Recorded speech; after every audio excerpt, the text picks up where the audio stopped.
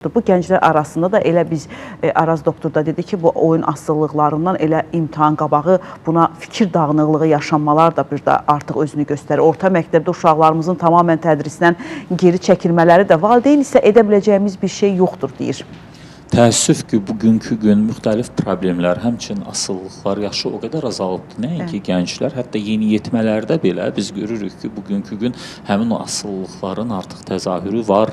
Valideynlər bilsinlər, ayıq-sayıq olsunlar. O oyun asılılıqları ki var, telefon oyunları, bugünkü gün qumar artıq keçmiş qədim devirdəki kimi zirzəmilərdə aparılmır. Hamısı telefon üzərindən aparılır. Hamısı, bax o telefon oyunları 3 manat, 5 manat adıyla baş verir. Bir də ayılırsınız ki, kartlarda pullar yox, banklarda kreditlər yaranıbdır və zaman keçdikcə bu artıq geri dönməz bir məsələyə çevrilir. Yadda saxlayın, ən ağır xəstəliklər qrupuna aiddir asılılıqlar, addiction.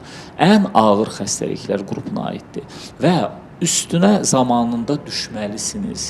Mən həmişə deyirəm ki, gətirin bir yeniyetməni, gənci profilaktik müayinəyə, bəlkə sizin xəbəriniz yoxdur, uşaqda müəyyən proses gedir, sonu vaxtında bilmirsiniz.